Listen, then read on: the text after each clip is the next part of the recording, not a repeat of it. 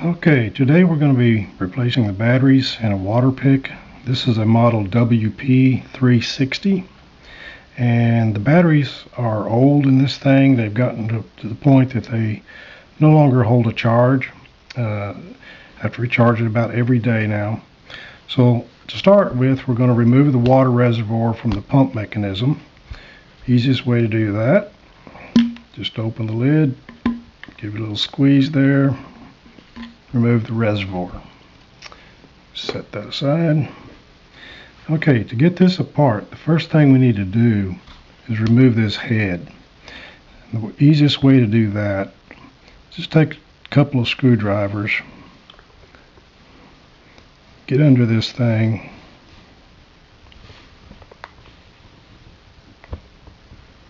and then pry up on it, and it comes off. Okay, we set that aside. Next, I'm going to remove the two screws that are in the bottom here.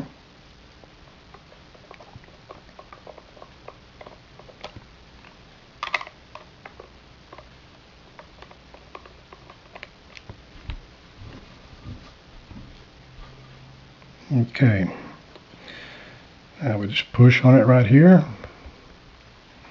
and then grab this mechanism and slide it out of the housing.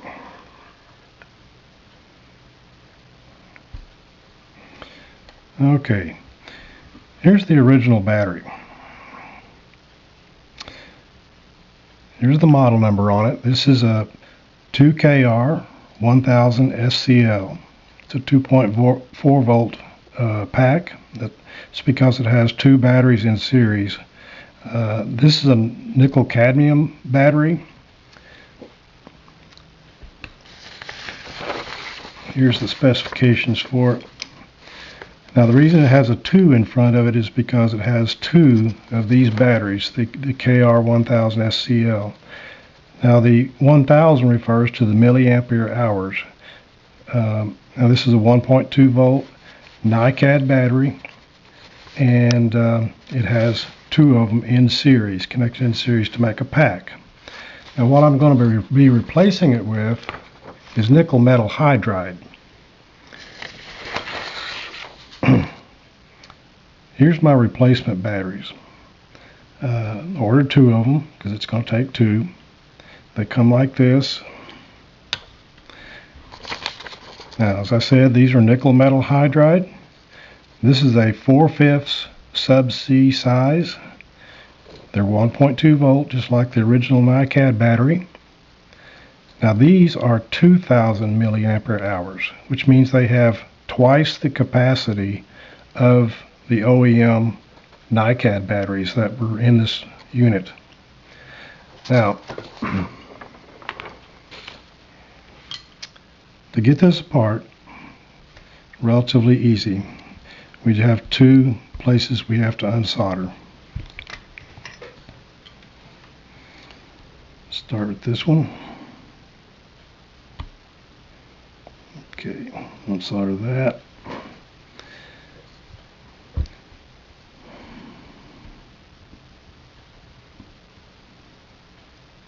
Unsolder this wire.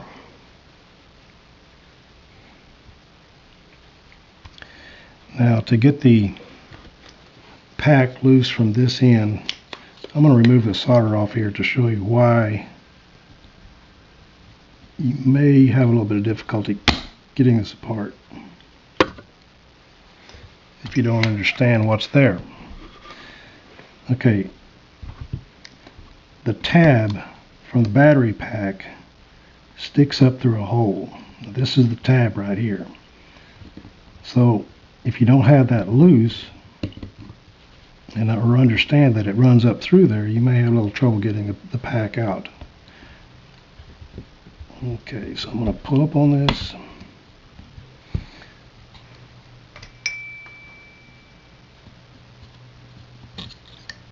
There, okay, now here's the battery pack.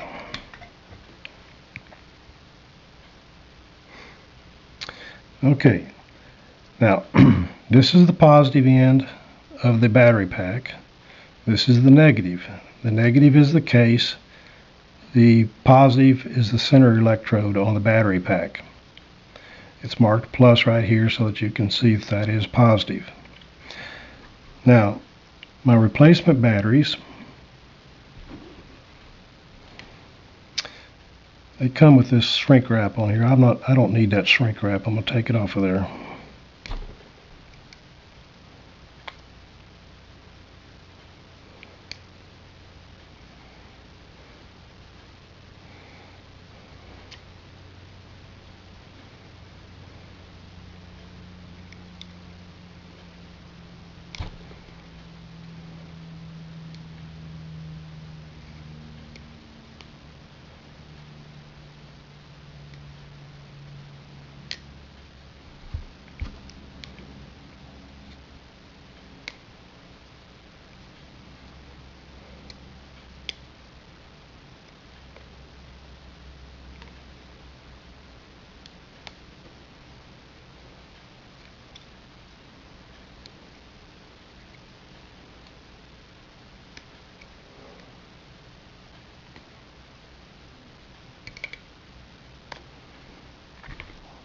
Okay. Now, for clarification purposes here, I'm going to go ahead and mark these as minus and plus. Now, the minus is the case, so I'll put a minus on here. The positive is the center electrode here. Same thing on this battery. Okay. So, when I connect these together, they're going to be connected just like the original battery pack was. You're going to have the two batteries in series, minus to plus, minus to plus. Okay. I'm going to insert this battery in first. And I'm going to slide the second one in about at an angle like this.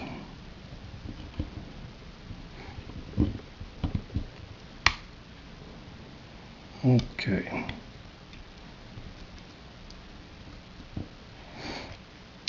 Now those fit quite snugly in there, but just in case yours don't, we can always use some hot melt glue to hold the batteries in place. So I'll pretend that these don't fit well. I'll put a little hot melt in here.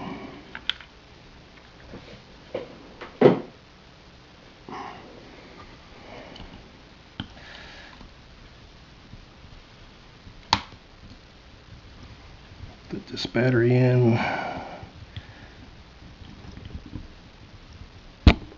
And then this one.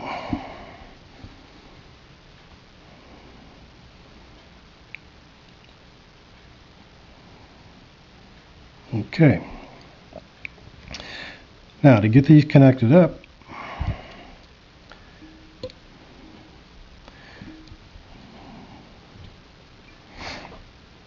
first thing I'm going to do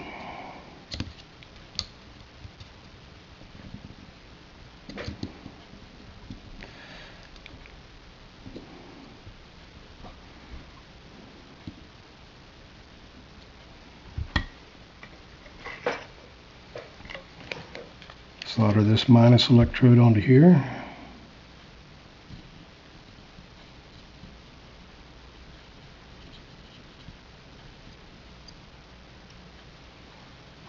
Okay.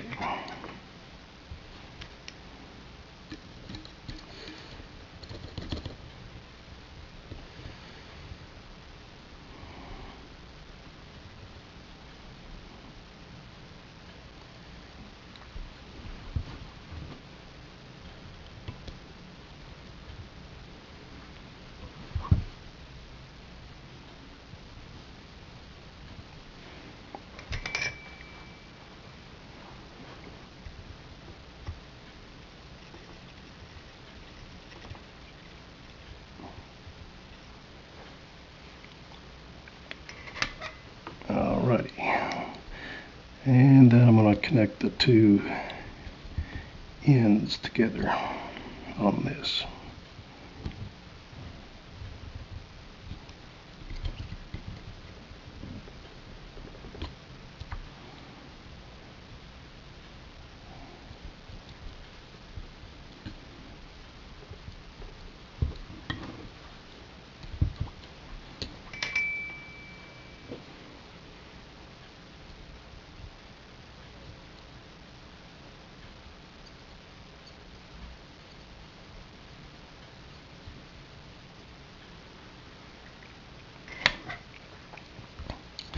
Okay,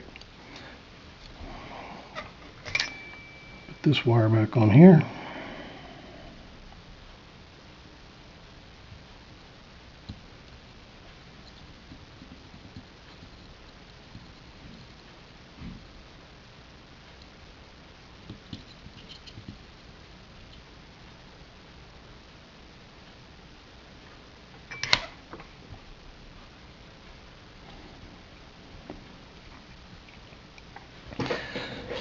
Alrighty, so we have the minus connected back to its original terminal. We have the plus of the first battery connected to the minus of the second battery, and then we have the plus of the second battery connected back up to the motor the way it originally was. Now if you're worried about these wires here,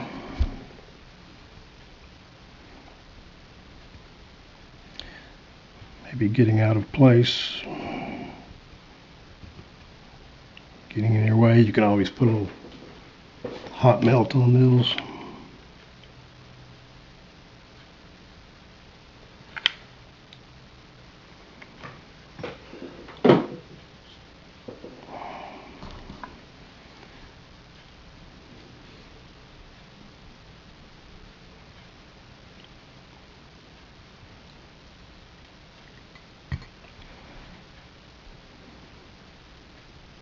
Messy stuff.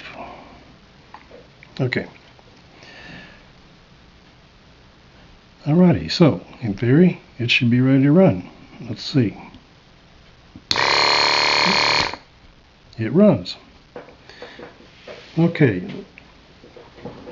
Now you'll notice that this unit is in pretty good shape. And the reason I want to bring that out is that water gets inside these units. Now, generally the water gets on this side. This is where the pump is located, and it exits out the hole in the bottom here. And so any water that gets in here should just come on out this hole in the bottom. But sometimes water gets in here. In fact, it often does. And things will corrode. So what you want to do before you even order replacement batteries is you want to take your unit apart and look at it, because these units are only $30 to $40 to replace, and these batteries cost me a little less than $10 with shipping. I ordered them online. These are very common batteries, quite common with radio controlled enthusiasts, but I ordered these online for about a little under $10 with shipping. And so since this unit is in good shape, this is probably worth fixing. Now if you open yours up and it's all corroded inside, you just may want to go buy a new unit. The way that I protect this unit is, I just use some petroleum jelly on it. That helps waterproof these terminals and so forth. So what I'm going to do is, you can also lubricate the gear. I'll put a little bit on the gear here just to show you that.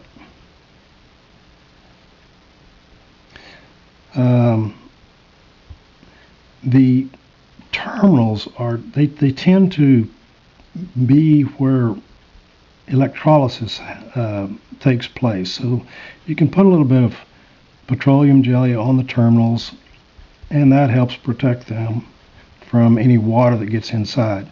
You can even put a little bit of petroleum jelly on the outside of the motor, just kind of to waterproof it. You don't want to get it inside the motor, but outside the motor it just gives it a little bit of corrosion resistance. Now, the biggest thing on these that tends to get affected by the water is actually where you charge it.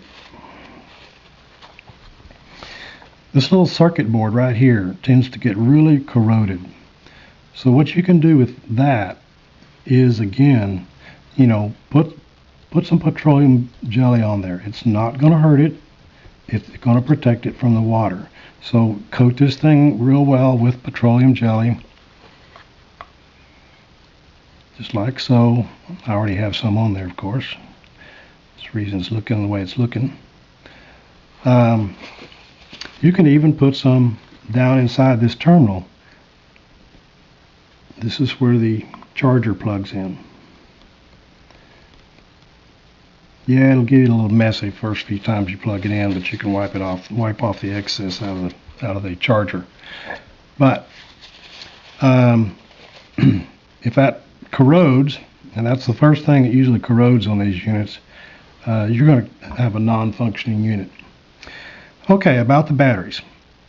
Again, these batteries are Nickel-Metal Hydride. The original were Nickel-Cadmium, but these batteries have the same voltage. Now they have twice the capacity, which means they're going to be running roughly about twice as long between charges. And that's a good thing. It's like doubling the size of the gas tank in your car. The original charger is a 100 milliampere charge rate at 3 volts. And that is quite compatible with these Nickel-Metal Hydride batteries, as well as the NiCad batteries that were original to this unit. So this charger will work just fine with these replacement batteries. Okay, the next thing to do is slide it back in its case. You may want to make sure that these are pressed down real good against the battery. These terminals. And by the way, I did forget to mention, when you hook these two batteries in series, always fold the terminals over from the positive to the negative. That way, if there is a short that develops right here, well, the case is the negative, so it doesn't do anything. But don't fold them back over towards the positive side. Fold them this way. Okay, to get this thing back in the case is one of the first things I found out is turning it on prevents the switch from dragging inside the case. They've just got kind of a close fit there, and sometimes the switch drags inside the case. And so I just turn it on and hold it where you're not interfering with the gear mechanism.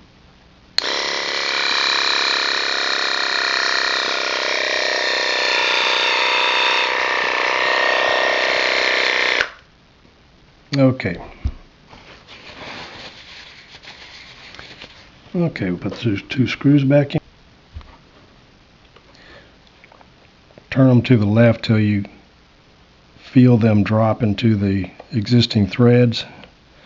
That way you're not cutting new threads, because this is plastic, and of course you can only cut new threads so many times, and you're going to be ruining the case.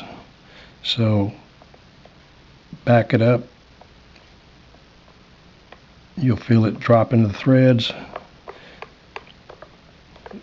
Then tighten the screws down. Don't overdo it. Don't need to be really super tight.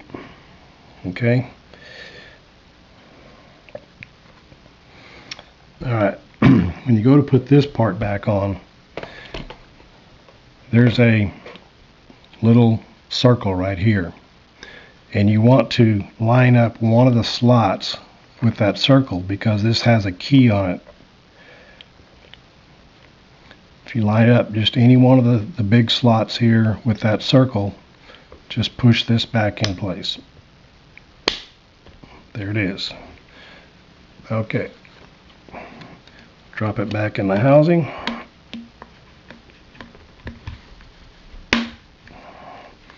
And there we go. It's ready to be charged up. I would charge it the first time for about 16 hours or so, and then you should be ready to go with it. Now this is Again, this is replacing the original NiCad 1000 milliampere hour batteries with Nickel-Metal Hydride 2000 milliampere batteries. So that really should give this thing a lot more runtime between charges. It's not going to make it any stronger because we're not changing the voltage any. The voltage remains the same. It's 1.2 volts per cell. So that makes it a 2.4 volt pack that you're creating.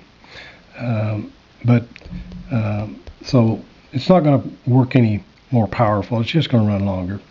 Anyway, that should be all there is to it. And you may notice that there are larger capacity nickel-metal hydride cells that are available, 2200 or maybe even 2500 milliampere hours.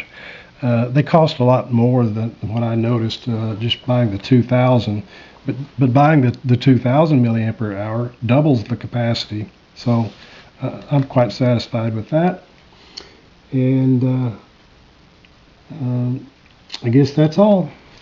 Have a great day. Thank you.